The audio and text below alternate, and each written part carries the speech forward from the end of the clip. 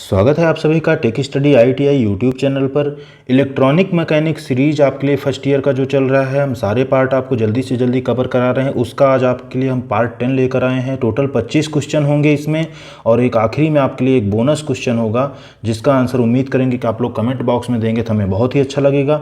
Video पसंद आए तो ज़रूर लाइक कीजिएगा, कमेंट कीजिएगा। चैनल को सब्सक्राइब नहीं किया तो प्लीज़ सब्सक्राइब करके बेल आइकॉन प्रेस कर दीजिए, जिससे इसके बाकी जो अगले पार्ट्स हैं आपको उसका नोटिफिकेशन, उसकी सूचना तुरंत मिल जाए। चलिए स्टार्ट करते हैं देर ना करते हुए। क्वेश्चन नंबर 226 है आपका, what is the full form of the abbreviation LBA in computer system. Computer system में संक्षिप्त नाम LBA का पूर्ण रूप क्या है। ऑप्शन है देखिए आपका low block accessing, option B है large block accessing, option C है लार्ज बूट एड्रेसिंग, या ऑप्शन डी है लॉजिकल ब्लॉक एक्सेसिंग। तो इसका जो सही ऑप्शन है आपका है बी, लार्ज ब्लॉक एक्सेसिंग। देखिए वैसे LBA का जो पूरा नाम होता है कहीं कहीं पर आपको लिखा हुआ मिलेगा लॉजिकल ब्लॉक एक्सेसिंग, ठीक, एड्रेसिंग, लेकिन यहाँ पे इस टाइप का कोई ऑप्शन नहीं है। अगर है भी तो लॉजिकल ब्लॉक एक्सेसिंग है, और आपका आंसर लार्ज ब्लॉक एक्सेसिंग ही दे रखा है जो ऑफिशियल PDF होती है, ठीक है। तो यही है बेसिकली। होता क्या है ये, अगर ऑप्शन आपको मिले लॉजिकल ब्लॉक एड्रेसिंग तो इसको ज़रूर लगाइएगा। लॉजिकल ब्लॉक एक्सेसिंग की जगह अगर एड्रेसिंग रहेगा तो ये आंसर ज़रूर आप टिक कीजिएगा, लेकिन अगर नहीं रहता तो आप इस ऑप्शन को भी टिक कर सकते हैं। बेसिकली क्या होता है LBA होता है बेसिकली हमारा स्पेसिफाई करने के लिए location of block data stored in computer.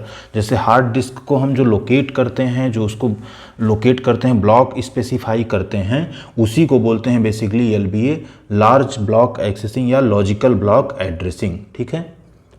चलिए नेक्स्ट क्वेश्चन है आपका, what is the full form of the abbreviation CD-ROM in computer. Computer में संक्षिप्त नाम CD-ROM का पूर्ण रूप क्या है। ऑप्शन देखिए, ए आपको दिया है classified device read only memory, ठीक। जब भी इस तरह से आपसे फुल फॉर्म पूछे तो मेरी आपसे रिक्वेस्ट है कि हमेशा इंग्लिश वाले पार्ट को पढ़ के ही उसका कोशिश कीजिए नाम जानने का, क्योंकि हिंदी वाले में जाएंगे तो चूंकि यहाँ पे नाम इस तरह है तो उससे आपको फुल फॉर्म ईजिली मिल जाएगा CD-ROM का अगर देखेंगे तो। लेकिन ठीक है, ऑप्शन बी है आपका computer disk read only memory, option C है connectivity digital read only memory, option D है compact disc read only memory. तो CD-ROM का क्या फुल फॉर्म होता है, option D is the right answer, compact disc read only memory. तो basically क्या होता है, रीड ओनली मेमोरी मतलब क्या हुआ कि आप इसको सिर्फ रीड कर सकते हैं, इसमें कुछ आप राइट नहीं कर सकते, ठीक है। इसलिए हमेशा सेकेंडरी स्टोरेज के लिए, ऐसा भी क्वेश्चन आपसे पूछा जा सकता है CD-ROM किस तरह के स्टोरेज के लिए यूज किया जाता है, तो हमेशा ये सेकेंडरी स्टोरेज की तरह इसको यूज किया जाता है। इसमें हम सिर्फ प्रोग्राम को रीड कर सकते हैं, इसमें हम कुछ भी राइट नहीं कर सकते। मतलब उसमें जो लिखा है उसको तो हम एक्सेस कर सकते हैं, लेकिन उसके ऊपर ओवर राइट नहीं कर सकते। नेक्स्ट क्वेश्चन है आपका, which component which reads the command from memory and execute. कौन सा कंपोनेंट मेमोरी से कमांड पढ़ता है और निष्पादित करता है। ऑप्शन ए है आपका प्रोसेसर, ऑप्शन बी है ग्राफिक्स कार्ड, ऑप्शन सी है रीड ओनली मेमोरी, या ऑप्शन डी है रैंडम एक्सेस मेमोरी। तो इसका सही ऑप्शन आपका है रैंडम एक्सेस मेमोरी, ठीक। नेक्स्ट क्वेश्चन है आपका, which codes are stored in computer ROM BIOS chip. Computer ROM BIOS chip में कौन से कोड स्टोर किए जाते हैं। ऑप्शन है आपके देखिए चेंजेज कोड, बदले हुए कोड, ऑप्शन बी है टेम्पोररी कोड, अस्थायी कोड, या ऑप्शन सी है परमानेंट कोड, अस्थायी कोड, या ऑप्शन डी है पार्शियल चेंज कोड, आंशिक परिवर्तनशील कोड। तो इसका सही ऑप्शन क्या है आपका, permanent code is the right answer, ठीक है। हमारा बायस चिप जो रोम में होता है उसमें हमेशा परमानेंट जो हमारे कोड होते हैं वो स्टोर किए जाते हैं। नेक्स्ट क्वेश्चन है आपका, which mouse action is use to move an object from one location to another. किस वस्तु को एक स्थान से दूसरे स्थान पर ले जाने के लिए किस माउस क्रिया का उपयोग किया जाता है। ऑप्शन है लेफ्ट क्लिकिंग, ऑप्शन बी है राइट क्लिकिंग, ऑप्शन सी है ड्रैग एंड ड्रॉप, और ऑप्शन डी है आपका डबल क्लिकिंग। तो क्या होता है देखिए, डबल क्लिक से किसी भी चीज़ को हम कंप्यूटर जब यूज करते हैं, माउस को पकड़ के हमें मान लीजिए किसी फाइल को या किसी चीज़ को अगर यहाँ से यहाँ लाना रहता है तो हम माउस को ऐसे उस पर सेलेक्ट करके उसको इस तरह से मूव करके ले आते हैं, ठीक है। ड्रैग मतलब इसको यहाँ से बेसिकली खींचते हैं यहाँ से इस तरह, और यहाँ पे हम इसको ड्रॉप करते हैं। तो सही ऑप्शन क्या होगा आपका? Option C, drag and drop, ठीक। नेक्स्ट क्वेश्चन है आपका, which memory device loses data on power failure? बिजली की विफलता पर कौन सा मेमोरी डिवाइस डेटा खो देता है? ऑप्शन ए है आपका रैम, ऑप्शन बी है रोम, ऑप्शन बी है हार्ड डिस्क, या ऑप्शन डी है CD रोम। तो इसका सही ऑप्शन क्या होगा आपका? रैम। रैम में हमारा random access memory, basically RAM हमारा क्या होता है, इसमें जो भी डेटा रहता है, अगर एक बार इसका पावर चला गया तो हमेशा अपना डेटा खो देता है। जैसा आप लोग भी अपने मोबाइल में भी देखे होंगे, कुछ आपको दिया जाता है आजकल, कुछ रैम रहता है, कुछ रोम रहता है, ठीक है। रोम का अगर आपका कभी पावर ऑफ होता है तो आप देखे होंगे, आप जो एप्लीकेशन खोले रहते हैं वो एप्लीकेशन ऑटोमेटिक आपको क्लोज दिखते हैं, क्योंकि वो रैम उनको वहाँ पे ऑपरेट करता रहता है आपकी स्क्रीन पे, और जैसे ही आप पावर बंद करके ऑन करते हैं वो एप्लीकेशन इसलिए क्लोज हो जाते हैं क्योंकि वो रैम में स्टोर्ड रहते हैं। लेकिन आपकी बाकी चीज़ें जैसी की तैसी इसलिए रहती हैं क्योंकि वो आपकी रोम मेमोरी जो आपको दिया जाता है एडिशनल मेमोरी, उसमें रहती हैं। सेम ही चीज़ कंप्यूटर में भी होती है। नेक्स्ट क्वेश्चन है आपका, which section is used by the processor to save instructions? निर्देशों को सहेजने के लिए प्रोसेसर द्वारा किस अनुभाग का उपयोग किया जाता है? ऑप्शन ए है आपका मेमोरी, ऑप्शन बी है सिस्टम यूनिट, ऑप्शन सी है ग्राफिक्स कार्ड, या ऑप्शन डी है माइक्रो प्रोसेसर। तो हमारा जो भी सेक्शन है, मतलब प्रोसेसर किस में सेव करके रखता है, बेसिकली वो मेमोरी उसकी जो होती है उसमें हमेशा वो सेव करके रखता है। मेमोरी बेसिकली जैसे हम कोई भी चीज़ हम सुनते हैं और जानते हैं तो क्या करते हैं, अपनी याददाश्त में मेमोरी में उसको रख लेते हैं। ऐसे ही प्रोसेसर की एक मेमोरी होती है जिसमें वो सारे इंस्ट्रक्शन को सेव करके रखता है। नेक्स्ट क्वेश्चन है आपका, which option opens list of program currently installed in the computer? कौन सा विकल्प कंप्यूटर में वर्तमान में स्थापित कार्यक्रमों की एक सूची खोलता है? ये बेसिकली पूछ रहा है कंप्यूटर में आपके क्या क्या प्रोग्राम इंस्टॉल हैं, कौन सा ऑप्शन आपको उनको देखने की सुविधा देता है या उनकी लिस्ट आपको दिखाता है। हेल्प मेनू ऑप्शन ए है, ऑप्शन बी है स्टार्ट मेनू, ऑप्शन सी है ऑल प्रोग्राम, या ऑप्शन डी है रिसेंट डॉक्यूमेंट्स। तो कौन सा देता है आपको? All programme. क्या क्या आपका इंस्टॉल है कंप्यूटर में, अगर आपको देखना है तो कंप्यूटर में जब आप जाते हैं तो उसमें ऑल प्रोग्राम्स जो होता है कंट्रोल पैनल में, वहाँ पर आपको वो सारी लिस्ट दिख जाती है कि आपके कंप्यूटर में कौन कौन सा सॉफ्टवेयर इंस्टॉल्ड है। एक बार कंप्यूटर में ज़रूर देखिएगा आप लोग अपने, अगर कंप्यूटर पर कभी बैठेंगे तो ये चीज़ें आपको प्रैक्टिकली दिख जाएंगी, केवल पढ़ने से नहीं, बल्कि आप बिल्कुल भूलेंगे नहीं फिर उन चीज़ों को। नेक्स्ट क्वेश्चन है आपका, इन computer processing data which table maintain the size of the partition? Computer processing data में कौन सी तालिका विभाजन के आकार को बनाए रखती है? ऑप्शन ए है प्रोसेस टेबल, ऑप्शन बी है पार्टीशन टेबल, ऑप्शन सी है प्रोग्राम टेबल, या ऑप्शन डी है प्रोसीजर टेबल। तो सही ऑप्शन क्या होगा? नाम से ही देखिए दिख रहा है पार्टीशन टेबल, ठीक। तो राइट आंसर होगा आपका option B, partition table. Next question है आपका, the speed of spindle motor rotates inside the hard disk? Spindle motor किस स्पीड से हार्ड डिस्क के अंदर घूमता है? ऑप्शन है 4000 से 800 RPM, ऑप्शन बी है 2500 से 5000 RPM, ऑप्शन सी है 3500 से 6000 RPM, या ऑप्शन डी है 3600 से 7200 RPM। सही आंसर क्या है आपका? ऑप्शन डी, 3600 से 72 RPM पे आपका जो है स्पिंडल मोटर घूमता है हार्ड डिस्क के अंदर। Right answer is option D. Next question है आपका, which metal coating is used on compact disc? Compact disc पर किस धातु की कोटिंग का उपयोग किया जाता है? ऑप्शन है सिल्वर या चांदी, ऑप्शन बी है निकल, ऑप्शन सी है क्रोमियम, ऑप्शन डी है एल्यूमिनियम। तो इसका सही ऑप्शन क्या है आपका? एल्यूमिनियम। कॉम्पैक्ट डिस्क पर हमेशा, CD पर हमेशा एल्यूमिनियम मेटल की कोटिंग की जाती है। नेक्स्ट क्वेश्चन है आपका, Where the programs and data are stored after execution in computer? Computer में एग्जीक्यूशन के बाद प्रोग्राम और डेटा कहाँ संग्रहित किए जाते हैं? ऑप्शन ए है देखिए आपका बफर, ऑप्शन सी है चिपसेट, ऑप्शन सी है मेमोरी, या ऑप्शन डी है प्रोसेसर।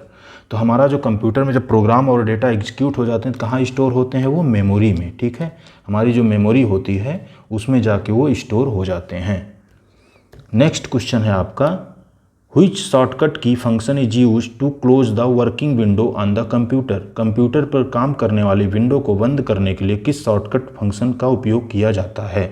चलिए देखते हैं, इंपॉर्टेंट क्वेश्चन है आपका कंप्यूटर का ये। इस तरह से की रिलेटेड क्वेश्चन आपसे पूछे जाते हैं। ऑप्शन ए है आपका कंट्रोल S, ऑप्शन बी है कंट्रोल P, ऑप्शन सी है Alt F4 या ऑप्शन डी है Shift F3। तो इसका सही ऑप्शन क्या होगा आपका Alt F4। जब भी आप कंप्यूटर में किसी विंडो पे काम कर रहे हैं, मान लीजिए आपने एक गूगल क्रोम खोल रखा है, एक कोई फाइल्स खोल रखा है, एक कोई आपने वर्ड और एक PDF खोल रखा है, तो जिस करंट स्क्रीन पर आप रहेंगे, मान लीजिए आप PDF वाली स्क्रीन पर हैं, PDF आप पढ़ रहे हैं, ठीक है, और उसको तुरंत क्लोज करना, जैसे आप Alt और F4 दबाएंगे वो आपका PDF वाला विंडो तुरंत क्लोज हो जाता है। चलिए हम उम्मीद करेंगे आप लोग हमको कमेंट में बताएंगे Ctrl S और Ctrl P हम किस लिए यूज़ करते हैं। कमेंट में ज़रूर बताइएगा Ctrl S Ctrl P क्यों यूज करते हैं। अगर वीडियो को देख रहे हैं तो उम्मीद करेंगे आप लोग ज़रूर कमेंट करेंगे कि Ctrl S और Ctrl P किस लिए इस्तेमाल किया जाता है। नेक्स्ट क्वेश्चन है आपका, Which device converts digital data from computer into analog data and transmit through telephone line? कौन सा उपकरण कंप्यूटर से डिजिटल डेटा को एनालॉग डेटा में परिवर्तित करता है और टेलीफोन लाइन के माध्यम से प्रसारित करता है? ऑप्शन ए है मॉडम, ऑप्शन बी है चिपसेट, ऑप्शन सी प्रोसेसर या ऑप्शन डी कैश मेमोरी। ठीक, तो इसका सही ऑप्शन क्या होगा? मॉडम। मॉडम के थ्रू जो है डिजिटल डेटा हमारा एनालॉग डेटा की तरह ट्रांसमिट होकर जाता है। ठीक, सही आंसर है मॉडम। ऑप्शन नेक्स्ट क्वेश्चन है 240, Which component is used to prevent over voltage of AC supply in SMPS? SMPS में AC आपूर्ति के वोल्टेज को रोकने के लिए किस कंपोनेंट का उपयोग किया जाता है? ऑप्शन ए है देखिए आपका metal film resistor, option B है carbon film resistor, option C है मेटल ऑक्साइड वेरिस्टर और ऑप्शन डी है वायर वाउंड रजिस्टर। अगर आपने पिछला पार्ट 9 देखा है तो उसमें हमने बहुत अच्छे से इसको एक्सप्लेन किया था कि हमारा वोल्टेज को जो है हमारा रोकने के लिए प्रिवेंट ओवर वोल्टेज को रोकने के लिए हम क्या यूज करते हैं। बहुत ही अच्छे से हमने एक्सप्लेन किया था आपको कौन सा हम मटेरियल या कंपोनेंट यूज करते हैं। चलिए यहाँ पर उसका सही ऑप्शन बताते हैं, metal oxide barrister. Metal oxide barrister electronic circuit में यूज किया जाता है। ओवर वोल्टेज या जो भी सर्ज वोल्टेज होता है, एक्सेसिव वोल्टेज होता है, उसको तुरंत न्यूट्रल या ग्राउंड लाइन के थ्रू भेजने के लिए मेटल ऑक्साइड बैरिस्टर का इस्तेमाल होता है। वेरी वेरी इंपॉर्टेंट क्वेश्चन है ये। नेक्स्ट क्वेश्चन है आपका, Which component is used to remove the heat generated inside the SMPS? SMPS के अंदर उत्पन्न गर्मी को हटाने के लिए किस कंपोनेंट का उपयोग किया जाता है? ऑप्शन ए है आपका हीट सिंक, ऑप्शन बी है कूलर फैन, ऑप्शन सी है सिलिकॉन ग्रीस या ऑप्शन डी है माइका फिल्म स्पेसर। तो सही ऑप्शन क्या है आपका? Cooler fan. हमारे SMPS के थ्रू जो भी एक्स्ट्रा हीट होता है उसके लिए कूलिंग फैन का अरेंजमेंट होता है, जिसको हम हीट को बाहर फेंक देते हैं तो उसे कूलिंग फैन वैसे कूलर फैन बोलते हैं। नेक्स्ट क्वेश्चन है आपका, how many transistors are built inside the very large scale integration VLSI IC पैकेज? बहुत बड़े पैमाने पर VLSI IC पैकेज के अंदर कितने ट्रांजिस्टर बनाए जाते हैं? तो ऑप्शन ए है देखिए आपका 1000 एंड एबव, ऑप्शन बी है 1 to 10 ट्रांजिस्टर, ऑप्शन सी है 10 to 100 ट्रांजिस्टर या ऑप्शन डी है 100 to 1000 ट्रांजिस्टर। बेसिकली हमारा जो VLSI होता है वेरी लार्ज स्केल इंटीग्रेशन, इसमें हमारा 1000 या उससे एबव, हम सही आंसर देखते हैं 1000 एंड उससे एबव ट्रांजिस्टर यूज किए जाते हैं। इसी तरह हमारा स्मॉल स्केल इंटीग्रेशन SSI, ठीक है, MSI, LSI medium scale integration, ये हो गया लार्ज स्केल इंटीग्रेशन। इन सब के कितने इनके ऊपर ट्रांजिस्टर रहते हैं, इनका फुल फॉर्म भी आपसे पूछ सकता है, उसका इस तरह से आपसे पूछा जा सकता है। ठीक है, नेक्स्ट क्वेश्चन है आपका, Which IC package consist of 100 to 1000 transistors? किस IC पैकेज में 100 से 1000 ट्रांजिस्टर होते हैं? ऑप्शन है लार्ज स्केल इंटीग्रेशन, देखिए अभी हमने आपको बताया था ना, large scale integration, small scale integration, option C है मीडियम स्केल इंटीग्रेशन, ठीक, ऑप्शन डी है वेरी लार्ज स्केल इंटीग्रेशन। तो ये तो लास्ट क्वेश्चन आपने देखा है, ये तो होगा नहीं क्योंकि यहाँ 100 से 1000 पूछ रहा है, तो कौन सा सही होगा आपका? Large scale integration is the right answer. ठीक, नेक्स्ट क्वेश्चन है आपका, Which is the 3 terminal negative voltage regulator IC? 3 terminal negative voltage regulator IC कौन सा है? ठीक, तो यहाँ पे देखिए ऑप्शन है आपका LM320, ऑप्शन भी है LM340, ऑप्शन सी है IC7905 या ऑप्शन डी IC7812। तो 3 terminal negative voltage regulator IC हमारा कौन सा है? 7905। ठीक है, इसमें 3 टर्मिनल होते हैं, नेगेटिव वोल्टेज रेगुलेटर है बेसिकली ये। 79 सीरीज का जो होता है उसको हम नेगेटिव वोल्टेज रेगुलेटर कहते हैं। नेक्स्ट क्वेश्चन है आपका, which 3 terminal voltage regulator IC has adjustable output, किस 3 टर्मिनल वोल्टेज रेगुलेटर आईसी में समायोज्य एडजस्टेबल आउटपुट है। ऑप्शन है LM100, option B LM105, option C LM305 या ऑप्शन डी LM317।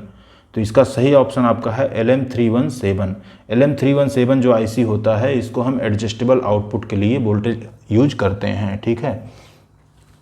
इसमें पॉजिटिव नेगेटिव, इसमें भी 3 टर्मिनल होते हैं एडजस्टेबल, और ये हमारा रेगुलेटेड आउटपुट वोल्टेज को एडजस्ट करने के काम आता है। इंपॉर्टेंट क्वेश्चन है ये सब आईसी के, इनको बिल्कुल याद कर लीजिए, आ सकते हैं एग्जाम में same to same. Next question है आपका, how much is the maximum load current of the negative voltage regulator IC 7912।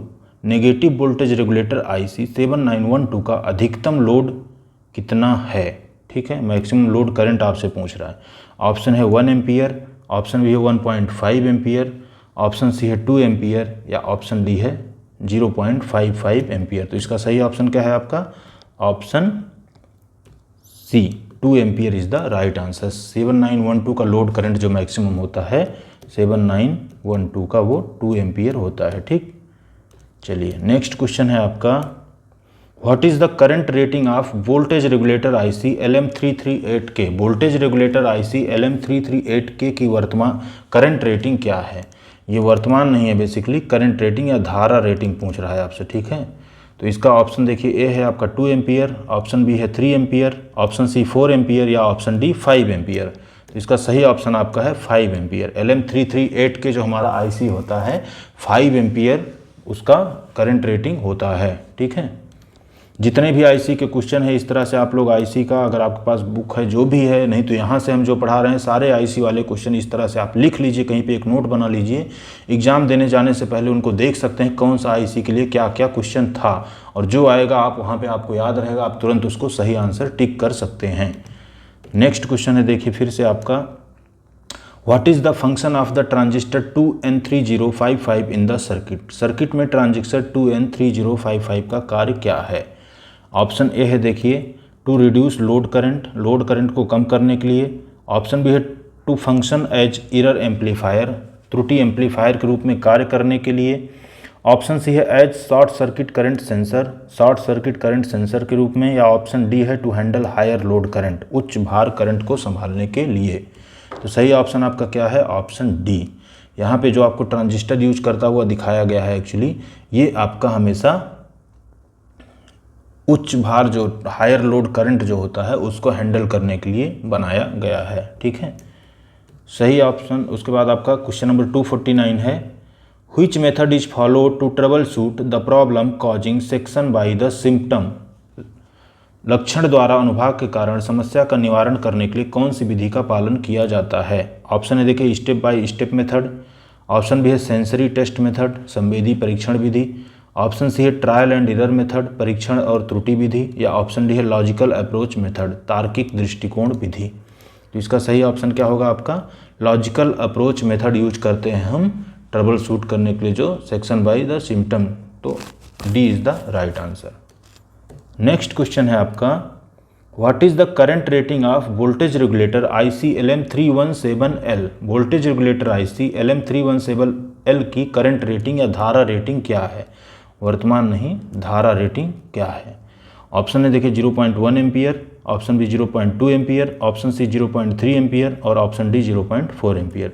तो हमारा LM317L की जो करंट रेटिंग होती है वो 0.1 एम्पियर होती है, ठीक है। नेक्स्ट क्वेश्चन आपसे पूछ रहा है देखिए, what is the function of capacitor C2 in the voltage regulator. Voltage regulator में कैपेसिटर C2 का कार्य क्या है। यहाँ पर देखिए आपका कैपेसिटर C2 आउटपुट में लगाया है और पूछ रहा है इसका काम क्या है बेसिकली इस वोल्टेज रेगुलेटर में। स्मूथ द रिपल कंटेंट, ठीक। ऑप्शन बी है filter out the pulsation in DC, DC में पल्स को फिल्टर करना। ऑप्शन सी है prevent the setting up oscillations, oscillation की सेटिंग या स्थापना को रोकना। ऑप्शन डी है improve the transient response of output voltage, output voltage की क्षणिक प्रतिक्रिया में सुधार। तो इसका सही ऑप्शन क्या होगा, आउटपुट में कनेक्टेड है तो इसका सही ऑप्शन है आपका improve the transient response of output voltage, option D. Output voltage की क्षणिक प्रतिक्रिया में सुधार करता है बेसिकली वो, ठीक। नेक्स्ट क्वेश्चन है आपका, what is the range of output voltage of regulator IC LM317? Regulator IC LM317 के आउटपुट वोल्टेज की सीमा क्या है? ऑप्शन है 0 to 25 वोल्ट, ऑप्शन बी है 0 to 30 वोल्ट, ऑप्शन सी है 0 to 32 वोल्ट और ऑप्शन डी है आपका 1.2 वोल्ट टू 32 वोल्ट। तो इसका सही ऑप्शन क्या है आपका 1.2 वोल्ट से 32 वोल्ट होता है इसकी वोल्टेज रेंज हमारा LM317 का। ये भी इंपॉर्टेंट क्वेश्चन है, अक्सर IC से रिलेटेड इस तरह क्वेश्चन आपसे पूछे जाते हैं। नेक्स्ट क्वेश्चन है आपका which type of voltage regulator IC723? ठीक, IC723 किस प्रकार का वोल्टेज रेगुलेटर है? ऑप्शन है multi pin variable voltage regulator, option B है 3 pin positive voltage regulator, 3 pin positive voltage regulator, option C है 3 pin negative voltage regulator, 3 pin नकारात्मक voltage regulator या ऑप्शन डी है 3 pin adjustable voltage regulator, 3 pin समायोज्य voltage regulator. तो इसका सही option क्या है आपका IC723 जो होता है बेसिकली वो 3 पिन एडजस्टेबल वोल्टेज रेगुलेटर होता है। ये तीनों ऑप्शन नहीं है, उसके लिए है बेसिकली 3 पिन, मल्टी पिन भी नहीं होता वो, तो 3 पिन पॉजिटिव तो होता नहीं, नेगेटिव भी नहीं होता, जो एडजस्टेबल वोल्टेज रेगुलेटर होता है वो IC723 होता है। नेक्स्ट क्वेश्चन है आपका what is the purpose of diode D1 in the variable output voltage regulator? Variable output voltage regulator में डायोड D1 का उद्देश्य क्या है? ये आपका डायोड D1 लगा हुआ है, देखिए, ठीक है। तो इसका उद्देश्य आपसे यहाँ पूछ रहा है, तो ऑप्शन है देखिए टू अवॉइड एक्सेस रिंगिंग, अधिक बजने से बचने के लिए, ऑप्शन बी है to improve the ripple regulation, ripple नियमन में सुधार करने के लिए, ऑप्शन सी है to protect the IC against short due to C2 यहाँ पे देखिए आपका लगा है, बोल रहा है इसकी वजह से अगर कोई शॉर्ट होता है तो उससे बचाने के लिए, या ऑप्शन डी है to protect the IC against short due to C3 यहाँ पर लगा हुआ है, ड्यू टू C3 की वजह से अगर कुछ होगा तो ये आपका देखिए IC यहाँ पर लगा है उससे बचाने के लिए। तो C3 हमारा क्या है यहाँ पे आउटपुट तो C3 है ना, तो किससे बचाने के लिए लगा है वो बेसिकली वो इसका ऑप्शन डी सही होगा आपका, टू प्रोटेक्ट द IC। इसको जो है C3 में कुछ अगर होता है फॉल्ट या शॉर्ट होता है उससे बचाने के लिए डायोड हमारा D1 लगा हुआ है IC को उससे बचाने के लिए, तो option D is the right answer. Next question देखिए उसी से मिलता जुलता है which component protects the regulator IC from short circuit due to capacitor? देखिए आपसे ऐसे उल्टा पुल्टा क्वेश्चन पूछ सकता है, वहाँ पे आपको जस्ट पूछ लिया कि D1 किस लिए लगा है, यहाँ पर पूछ लिया कि C3 जो है उसके लिए कौन सा डायोड लगा है प्रोटेक्ट करने के लिए, जस्ट क्वेश्चन को पलट दिया है। तो ऑप्शन है देखिए आपका डायोड D1, ऑप्शन बी है डायोड D2, ऑप्शन सी है रजिस्टर R1 या ऑप्शन डी है कैपेसिटर C2। तो C3 से अभी हमने आपको बचाया था, C3 से इसको शॉर्ट अगर C3 में कुछ होता है तो इसको बचाने के लिए IC को क्या लगा हुआ है D1। तो सही ऑप्शन क्या होगा आपका option A, D1 is the right answer. Question number 256 है आपका what is the purpose of diodes in the circuit? Circuit में डायोड का उद्देश्य क्या है? ऑप्शन है देखिए रेक्टिफाई द AC वोल्टेज को रेक्टिफाई करना यानी DC में बदलना, ऑप्शन बी है डिवाइड द आउटपुट वोल्टेज को डिवाइड करना, ऑप्शन सी है रेगुलेट द आउटपुट वोल्टेज को रेगुलेट करना, या ऑप्शन डी है avoid the common load problem, सामान्य भार से बचाने के लिए। तो सही ऑप्शन क्या होगा आपका ऑप्शन डी, हमारे जो डायोड लगे हुए हैं बेसिकली ये हमारा कॉमन लोड प्रॉब्लम से बचाने के लिए इस सर्किट में यूज किए गए हैं, ठीक है। चलिए अगला क्वेश्चन आपके लिए बोनस क्वेश्चन है, इसका आंसर अगर आप हमें कमेंट में बताएंगे तो हमें बहुत अच्छा लगेगा, ठीक है। तो ऑप्शन आपका देखिए क्वेश्चन क्या है which battery is used for cellular phone? आपके सेलुलर फ़ोन जो हाथ में है उसमें कौन सी बैटरी का उपयोग किया जाता है? ऑप्शन है निकल आयन, ऑप्शन बी है लिथियम आयन, ऑप्शन सी है जिंक क्लोराइड या ऑप्शन डी है सोडियम सल्फर। उम्मीद करेंगे जरूर इसका ऑप्शन आप कमेंट में हमें सही बताएंगे। अगर चैनल को अभी तक सब्सक्राइब नहीं किया तो प्लीज़ सब्सक्राइब करके वीडियो को लाइक कर दीजिए, चैनल और वीडियो दोनों को शेयर कर दीजिए। थैंक यू सो मच, पढ़ाई अच्छे से करते रहिए।